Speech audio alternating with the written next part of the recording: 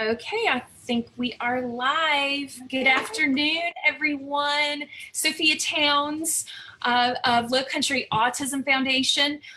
We are doing Facebook Live today, and I have with me Becky Peters of ARC of South Carolina. Hello. And she is here to take your questions about anything having to do with case management. So we are really excited to have Becky back. She's going to start off by going over some very common questions to begin with. And please feel free to drop any questions in the comments section and we will get those answered for you. So Becky, why don't you go ahead and I'll let you take over. Sophia, interrupt me. Tell me to stop. I will. Tell me to back it up. Whatever we can do to help you guys feel like you can understand this maze. So what is the Department of Disabilities and Special Needs? Let's just start there. That is our agency that makes our folks with intellectual disabilities, related disabilities, or autism eligible for services in our state, right? So if you have a friend that's out there, and I see this all the time on our on different Facebook groups, I just moved here. How do I get speech therapy? How do I get connected with some respite resources? The answer should be go get your Ddsn eligibility first. That would be the very first thing that anybody wants to do, okay, is get eligible with the Department of Disabilities and Special Needs. All of the disability services, all the funding, all of those things, for the most part, I say all, for the most part, there's some things outside of that. But for the most part is funneled through Ddsn. Okay. I think if it's okay with you guys, I want to sort of maybe walk you through what case management looks like. I won't say on a typical day, but when you decide to get a case manager. So I'd like to go over that kind of briefly, and then we'll just go with questions as you have them. So when do you get case management, right? Well, obviously, if you're new to our state and you have a loved one that is over the age of 3, you'll come straight in to Department of Disabilities and Special Needs. You don't necessarily go through BabyNet at all, unless you're interested in early intervention. So that's one way. Obviously, our little guys who have been with BabyNet, since they were born, at age 3, there has to be some Department of Disability eligibility status established so that services can continue with early intervention. So that's yet another way to come into the Department of Disabilities and Special Needs.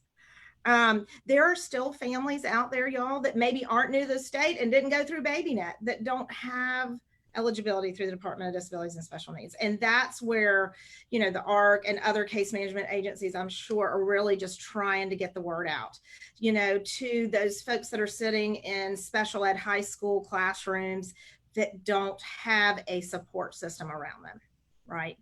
So questions about that. That's just a very brief overview of Ddsn and how you get into there. I did in the last webinar provide the 1-800 number for people to call in order to screen yourself or your child, your loved one into Department of Disabilities and Special Needs. So if anybody has questions about that, let me know. Is that how they can get eligibility, is by calling that 1-800 number, That's Becky? Right. That's okay. Right. That 1-800 number is a screening line. You screen in. So be prepared to talk about maybe your child's worst day, what you're suspecting if there isn't a diagnosis yet, those types of pretty tangible things. If your child has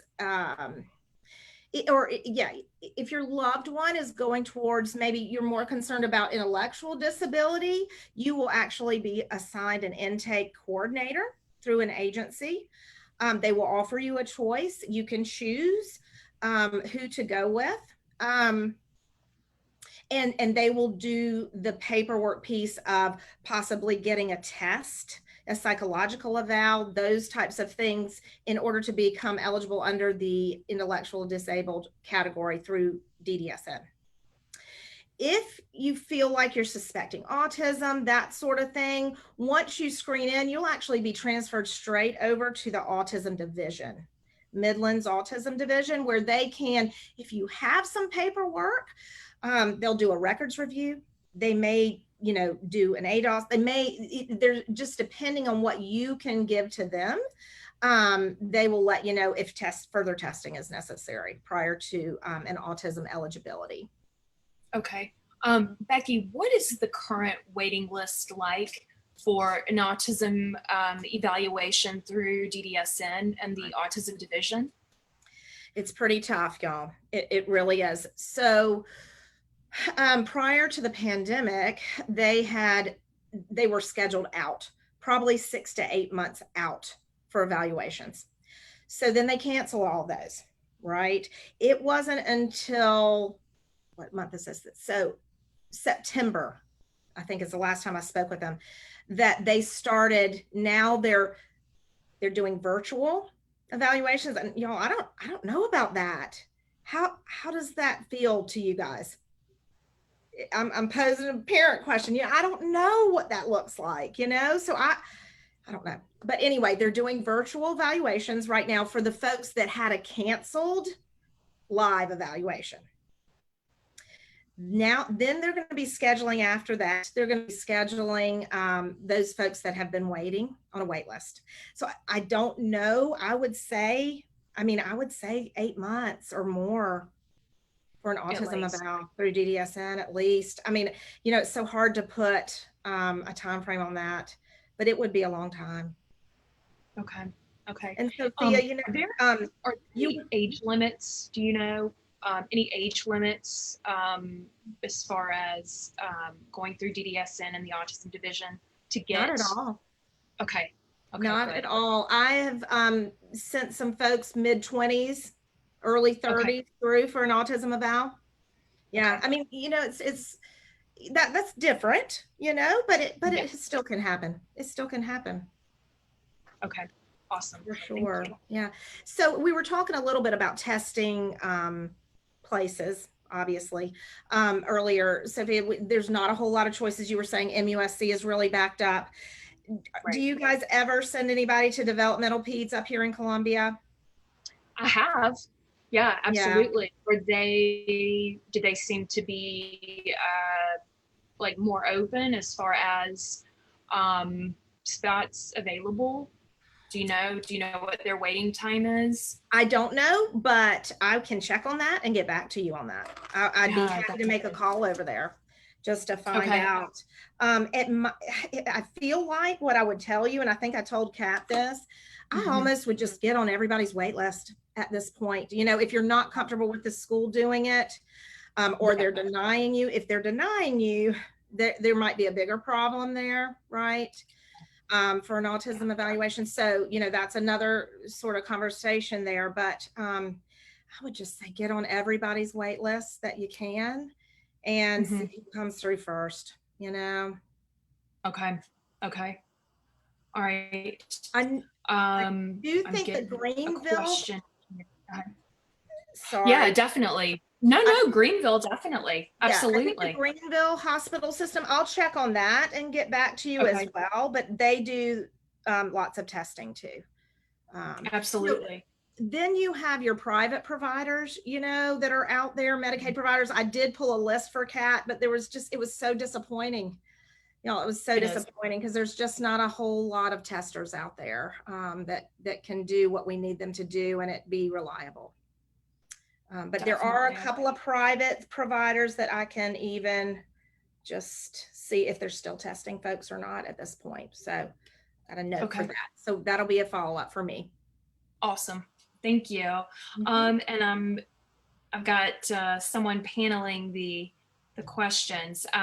Is DDSN, are they making calls or do we have to just keep calling and leaving messages? And because I've had some families trying to call DDSN and they can't get anyone on the phone. Have you Are guys we had that talking about the discussed? screening call? Or are we talking about Midland's autism? Um, let's let's do both. If we're Okay. talking about screening calls. Right. So I actually placed a call to the autism division, Midlands Autism Division, just to kind of see what families had to deal with. And I did get a response back fairly quickly. But again, they have not been in the office, y'all. Ddsn came back in stages, and they might only be halfway there now. So their offices are not being staffed. So I can certainly see that there would be a delay with callbacks. I would say for Midland's Autism Division, continue to try calling. But for an evaluation, they should be able to send you a packet and Mm-hmm. get on the wait list. And then Okay. when your number comes up, you would be contacted.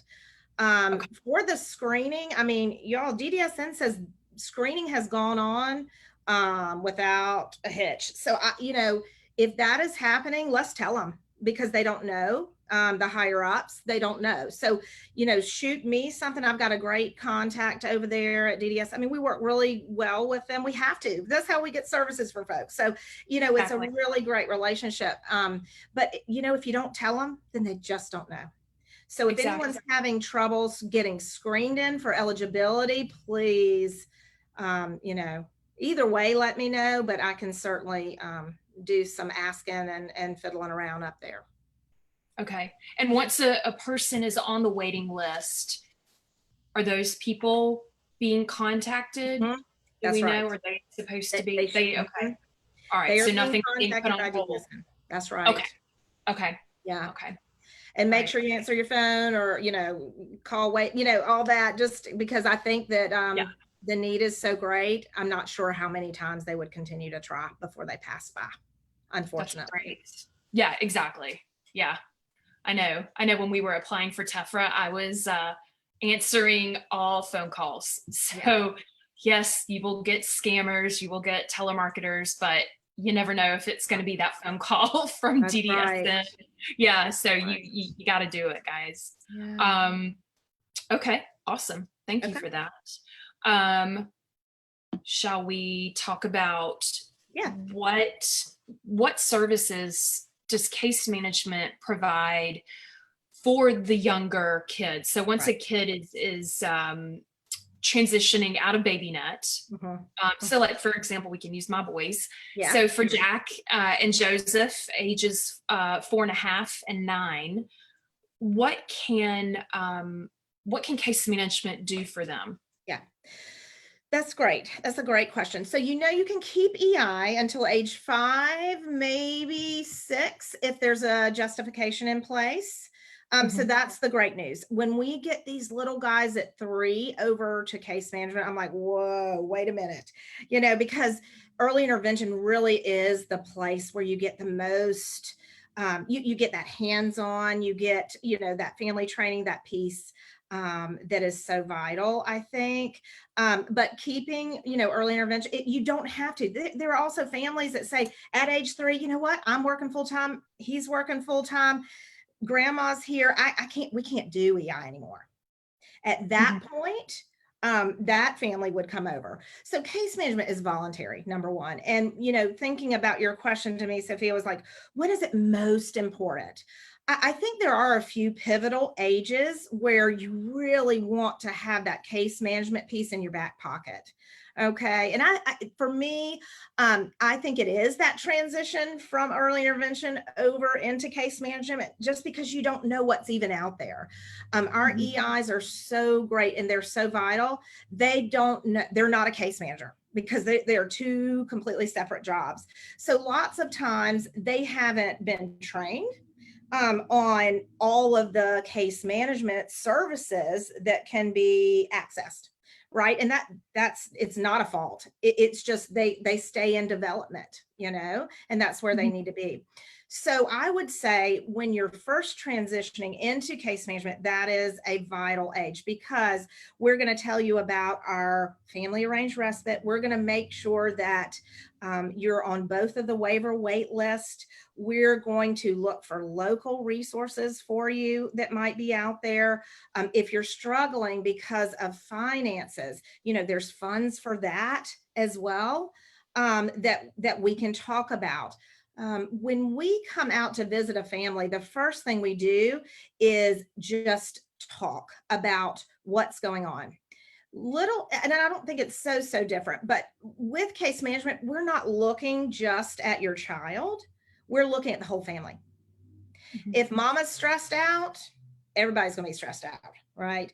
If daddy lost his job, we got to help with that, and we're going to talk about that, and we're going to talk about what do you need from us. If family just moved here and there are no supports, they know no one else in their area, that's a concern. No one can get to the kids when they need help.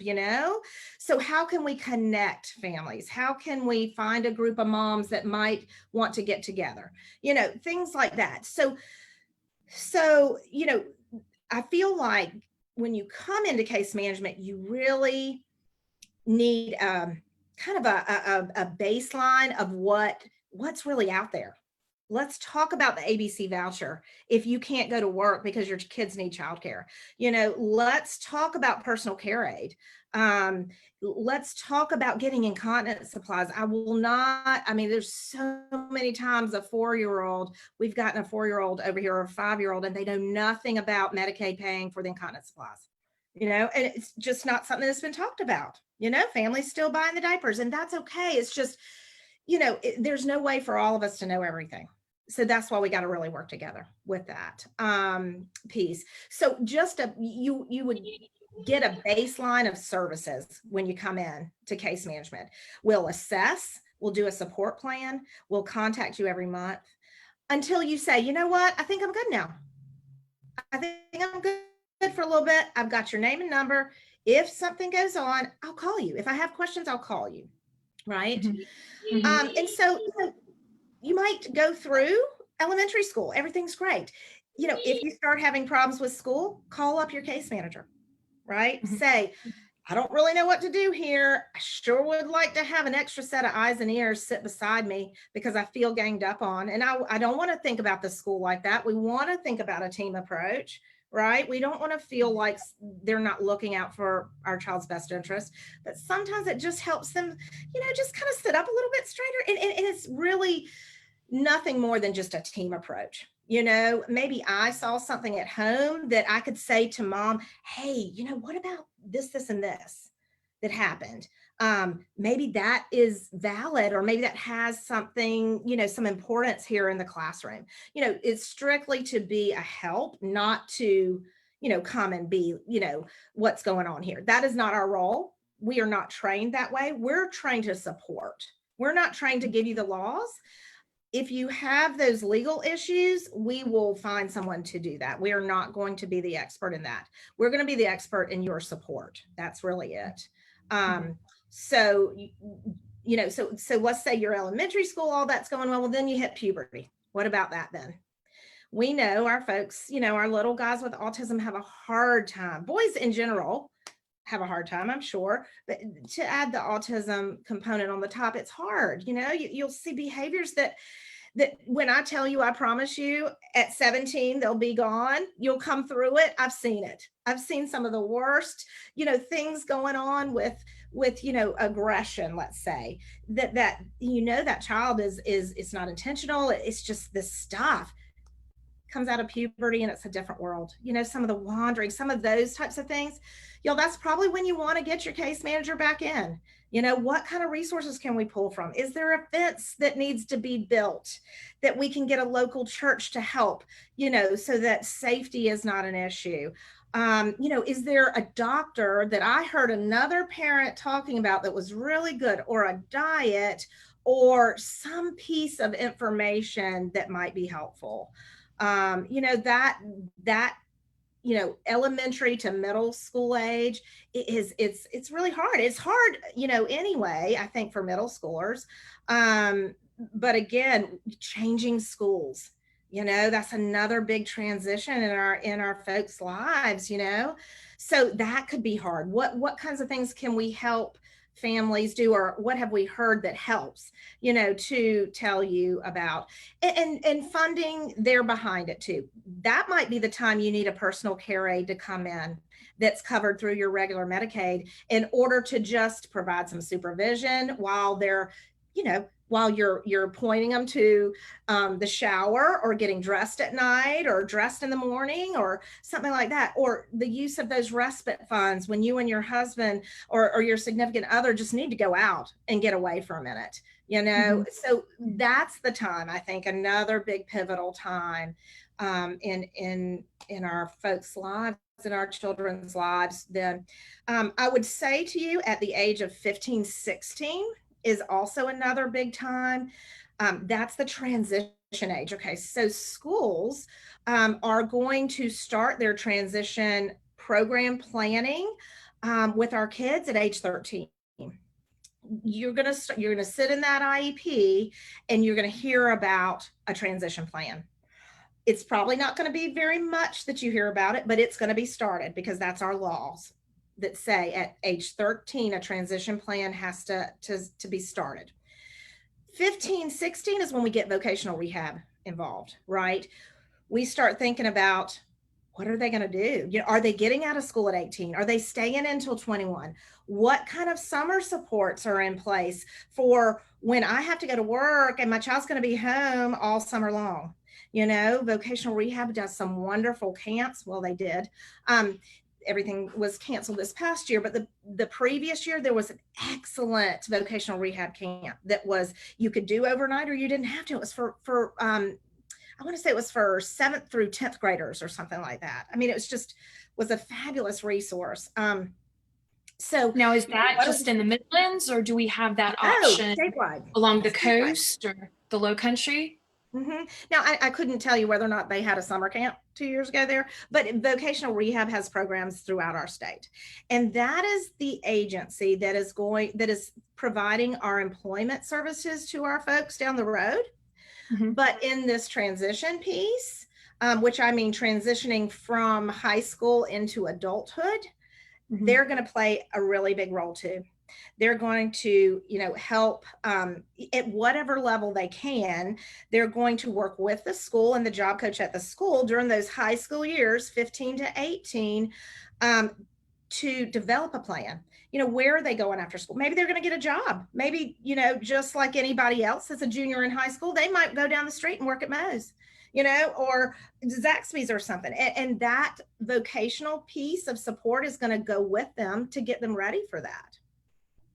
Okay. So in order for, one of our big roles has been to track the referrals to vocational rehab and make sure families are getting the support from VR that they need during that high school period, right?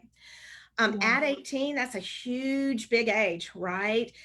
Our kids start signing their own. Oh, okay, pause. No, I'm gonna because you get to 18, I think that's like just a huge just area. So before we go and talking about 18, I do have a few questions from some of our viewers. Going back to case management and early intervention, when do you know to move to case management from early intervention, and does that happen automatically? Okay, so with a time limited eligibility, okay, at age 3, you can choose to move on over. Is it automatic? Well, your early intervention is probably going to be talking to you about that, and they make that happen for you whenever you're ready for it to happen. If your child is in BabyNet and comes back, so the EI assists and sends some paperwork, a packet of stuff to Ddsn, and your child comes back with an at-risk diagnosis, number one, I would appeal it if you thought that was wrong, but then all services stop.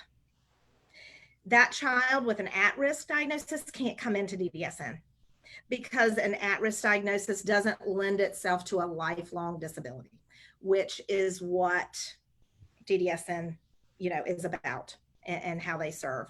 Because once you're eligible for DDSN, you're always eligible for DDSN. You never lose that piece. Does that make sense? So So really, it's they have to when have the you want it. diagnosis or no? Right, right. And so I have seen y'all with some kids with Down syndrome that have popped up on the IQ scale, like 71, 72. They've come to us with a time limited because DDSN is not willing to give them full eligibility yet. So they would require another test at 6, maybe another test at 9, in order to become fully eligible. So I guess the answer would be, number one, you can come to case management anytime over the age of 3 if you have a full eligibility with DDSN or a time limited. The only eligibility that kind of knocks you out would be one maybe for someone that has a speech delay, maybe, or something like that that doesn't lend itself to a lifelong disability. At age 5, sometimes 6, if it's justified, you're sort of booted out of EI, right? There's no EI after 6. So at that point, you would need to come to early intervention case management, in order to, have your place, kind of a placeholder over here with Department of Disabilities and Special Needs. Does that make sense? Yes, yes. I've got another question here having to do with that subject. It says, my 4.5-year-old son just qualified with DDSN for EI. He is already diagnosed. He's in therapy and he's in school 5 days a week. Do I need EI or do I go straight to case management? So do you have time to do the family training piece with EI? And I think that would be my question. Does it fit in your schedule to where it's comfortable, convenient, and effective? Because if the only time you could do EI was 5:30 at night when you're trying to cook dinner for everybody else, it's not really effective. So it doesn't really benefit not only your child, but it's providing more stress maybe than anything. So what could a 5-year-old or 4.5-year-old get with case management? Support with the IEP, right? Family arranged respite, with some referrals over to community long-term care for personal care aid, incontinence supplies, generalized information about what's going on, groups, things like that you might not be aware of. When you come to case management, do you have to have a piece of active case management at all times? You don't. If it gets too much to where you're like, I feel like I've got my resources right now. I'm hooked in with my therapies. I've got the school's great. They're providing all the support. I've got my PCA, or I don't need it. You may not need that active piece of case management. What I want you guys to hear is, though, hold on to that name and that number of the case manager, or whoever is hired, a supervisor or a director. Hold on to that, because there may come a day where you just need that extra support for an interim time. That was a hard question to answer, but I think it's not a bad thing if you can't do EI anymore. It's okay. There's not any harm to it. There's nothing wrong if you just say, I can't do this family training piece right now. It's just not in the cards with my family, with my life. That is okay. And you shouldn't have any guilt about that piece. Yeah. I mean, it's hard. I can tell you from my own experience with my second son, who was diagnosed with autism. I remember there came a day where, he started ABA. He was in speech therapy. He was in occupational therapy. He was in physical therapy. He was going to a preschool for a few hours a day. And my EI and I sat down and said, okay, I can't really, I am literally not leaving the house, because, most of his services they were coming into the house at that point. It was, baby net. That's right. There were literally days I did not leave my house. Yeah. So, just a simple, I've got to go to the grocery store. sometimes you can't do everything. Right. And then you've got the other siblings to worry Yeah. about too. So yeah, don't feel bad. I'm so glad you said that. And I think we worked out a deal where my EI didn't come every week. I think they had to come. I still wanted services, but there's like a minimum amount per month that they have to come to the house. But yeah, we got it changed, and so that made it a little bit better. But yeah, I'm so glad you brought that up, Becky, because I think mama guilt starts to set in. It's so like, big, oh no, isn't it? well, we got to pack it in.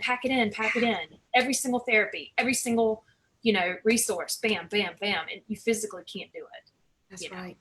So That's right. awesome. Did that answer the question, maybe? Yeah, I know it did. I have some more questions for you. Good. This one is about PCIT. For those of you that are not familiar with PCIT, it's parent-child interaction therapy. And so we had a parent ask who can help with PCIT. Is that something, do you know, So a provider? I honestly don't know anything about that. Okay. Perfectly honest. I don't know. Who funds the service? I know that there are insurance or Medicaid or I think it's free. I think that it is a service that is funded through the state, I believe. I know that there is in Beaufort County, I know that we have Hopeful Horizons, and they do PCIT. So for those of you that are in the Beaufort County, Jasper County area, you can contact me and we can help you look into some PCIT. But I know there are some providers out there.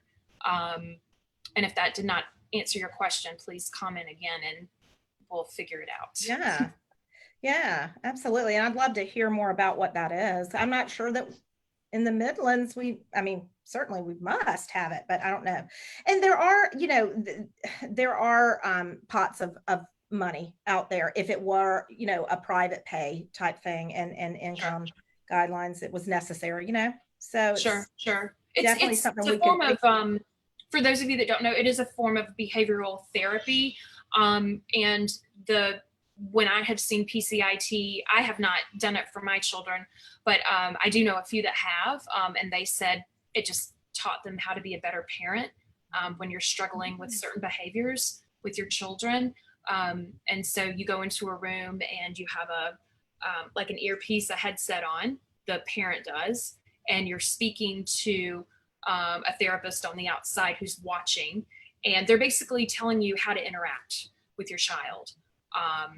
So that you're not shaping a behavior that you don't want to see. You want to shape those behaviors that we do want to see. So it has been beneficial for some families. So yeah, that's neat. That's all I know.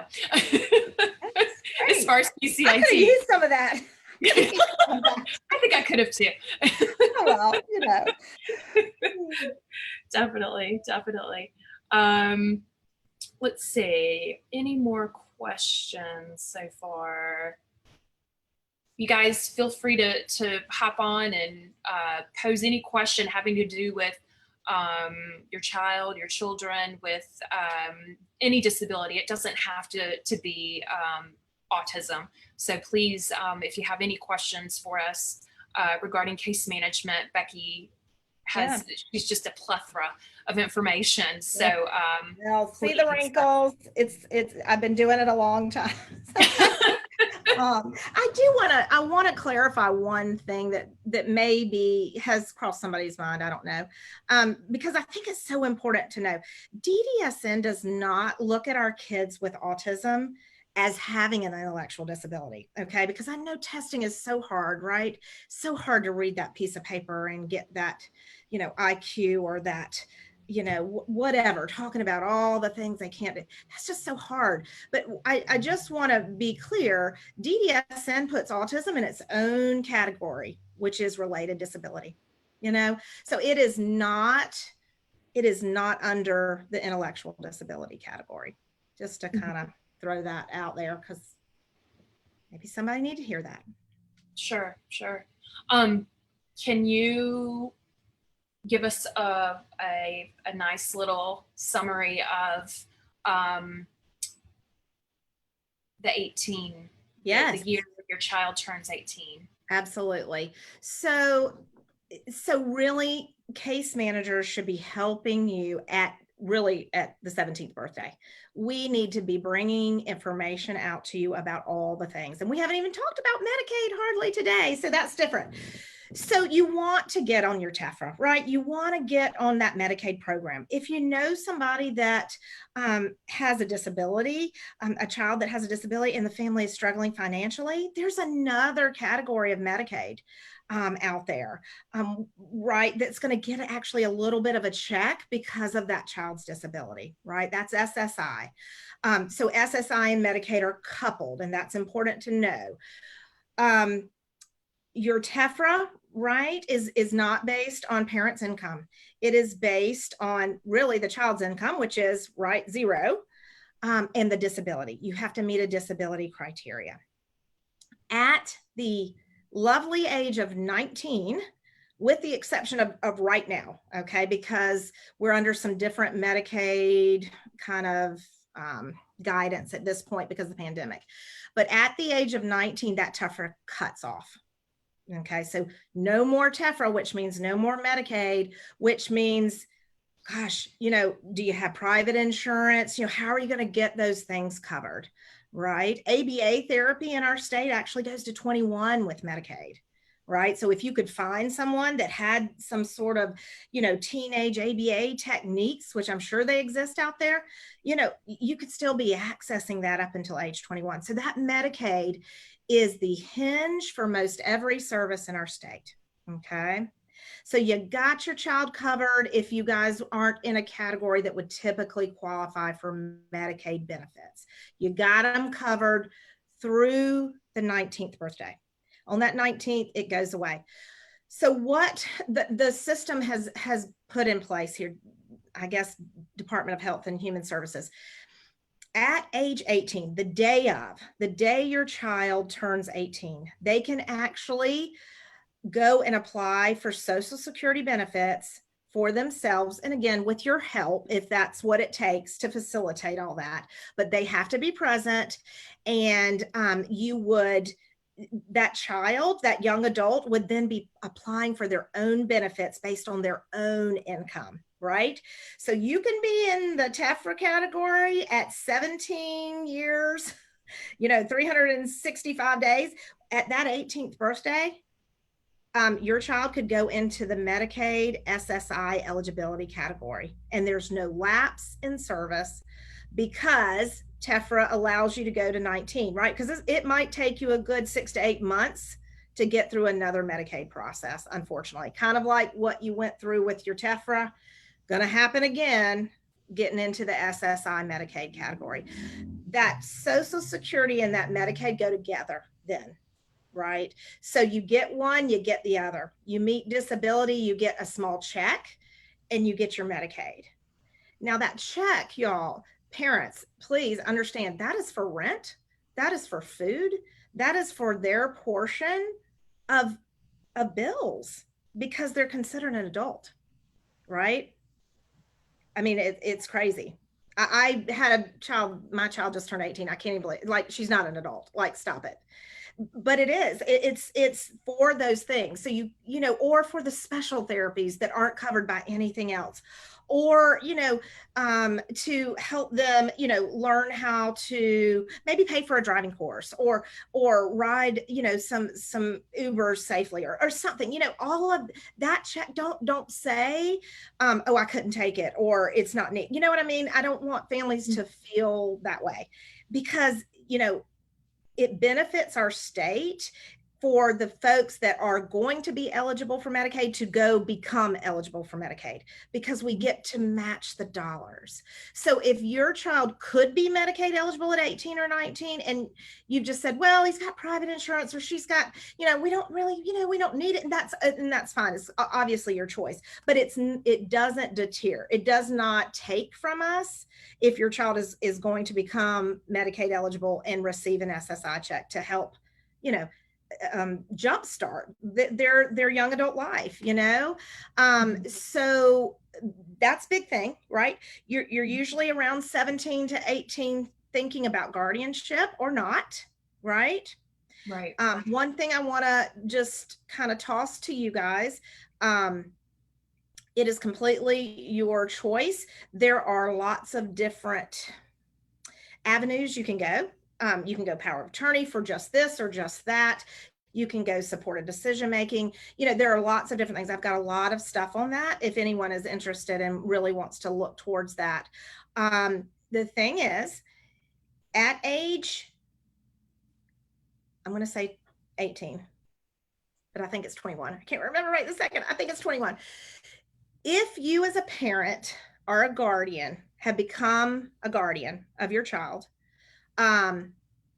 you cannot get paid to provide the support and care needed that you're already doing if in the home, right?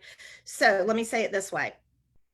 Parents who do not have guardianship over their adult children can get paid to provide care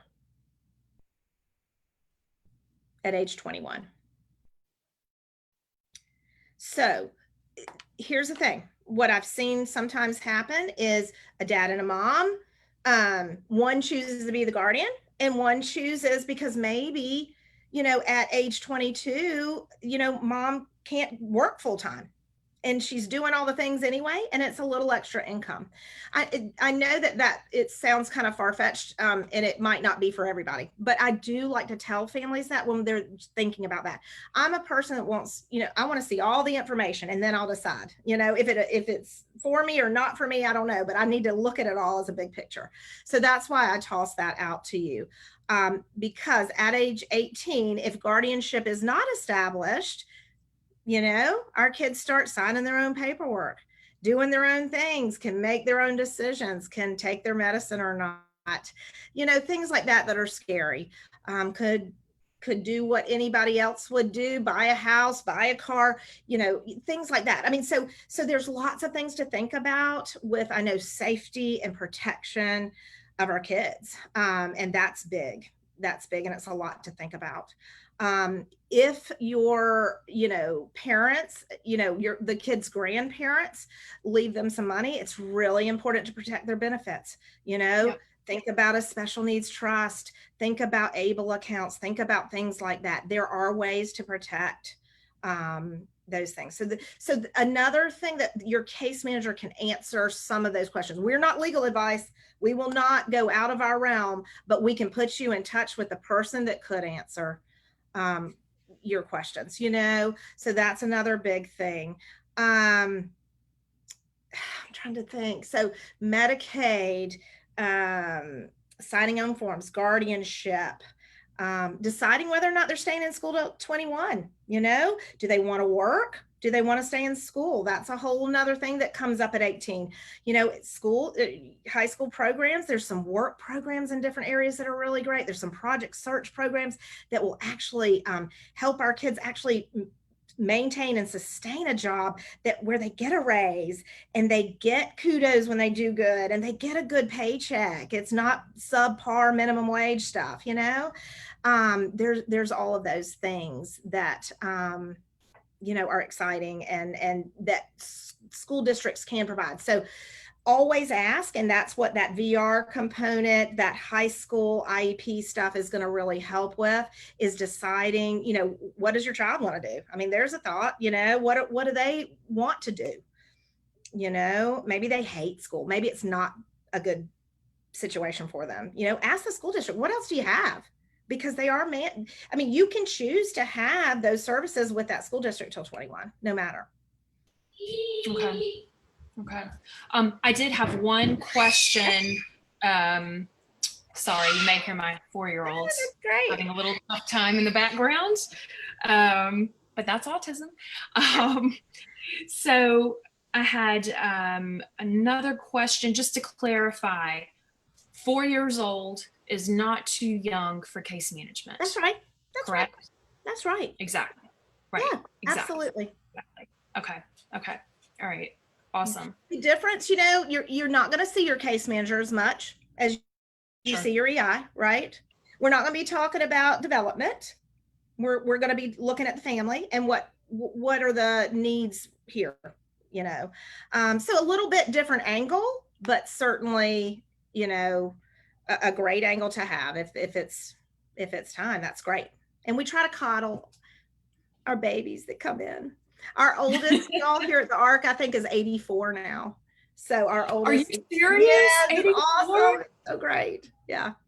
Oh my gosh. So Oh, yeah, I'd love to meet them. Oh, I that's so know. amazing. Oh, it's Oh, wonderful. oh my So gosh. How heartwarming. yeah. So we just, you Okay. know, you never have to leave us. You never have to leave case management unless you want to. You know, again, it's really a voluntary service. You know, it's just what you feel like you need for your family. And what you need Definitely. today may look different than what you need 10 years from now. You Right. know, Right. all needs change as your life changes. We know that. So it's the same. So we can Definitely. pop in and we can pop back out. You know, I feel for the families that say, I don't even know if I've got it. I don't know if I went through it. I don't know who, you know, what agency I'm with. And again, we talked about that a little bit before. If someone shoots me a name, I can't see anything about the person. So there's no HIPAA violation or anything, but I could tell you what agency that they may be sitting at. You know, a case may Yes. be sitting at, a file, your child's stuff might be sitting somewhere You that I could you tell did you. that for me, Yeah, remember? there you go. There you You go. did that for me over lunch. I think Yes, I that's have right. case management. I'm not sure. And so I gave her the boys' names and she sent me a text. She said, "Oh yes, actually you do have case management and this is who they're with. Yes. And this is their case manager." That's So yeah, right. Yeah. yeah. Becky, thank you again. You are just Welcome. You're so welcome. amazing. Your knowledge is so vast on this Well, subject. It is just awesome. Thank yeah. you. Well, I Thank am you. happy to do it. Education is just so important. I had a family tell me that they didn't know about something like, why didn't you tell me? And it was just the worst experience of my whole, I think, career path to think I didn't tell a family about something. So I'm probably overzealous in that because I'm compensating for making up for all those many years ago. I probably didn't even know the answer either. But you know, I just think it's so important, no matter what agency you're with, just to have that piece there. And I'm always up for a phone call. What I am going to tell you real quick before I leave you, I'm going to follow up on if I can find any kind of private providers that are not necessarily with the hospital system or whatever for evaluations. I've got a Okay. couple that have been around for a while that I can check to see if they're actually doing evaluations privately. I'm going to Okay. check with developmental peds to find out how long their wait list, does it look better than MUSC? What are we doing there? And also Greenville Hospital System. And then, Sophia, I'm going to send you what happens when my child grows up. It's a really Yes. neat kind of just some guidance for you guys who are already thinking about that future piece. And it just kind of knocks out everything real simply for you about kind of what happens at 18. Yeah. Yeah. I had a an hour and a half with some fellow autism mamas a couple of weeks ago. And one of them asked me, she said, "Hey, my boy is 17 and a half. And it was just yesterday that, you know, he was, you know, 7, 8 years old." And she said, "He's quickly getting to 18 now." And I kept saying to myself, "Oh, we got to do this. We got to do this. We got to get ready. We got to get ready." And she said, "I woke up and now we're here." So, Mm-hmm. definitely such an important time It right is. now that they're going through. So, but thank you so You're much. welcome. You're You're an welcome. angel. Glad for the questions. You're an Glad to angel. talk with you. See you soon. Yes, thank you everyone. And Okay. if you have any more questions, feel free to go ahead and put them in the comments. We will get those answered. And I'm sure we're going to be having Becky back again because there's just Absolutely. such a wide variety of areas within case management. So anyway, guys, thank you Do so it. much for joining us today. You guys take care and we'll see you soon. Take Okay. care. Bye, Bye. y'all. Bye.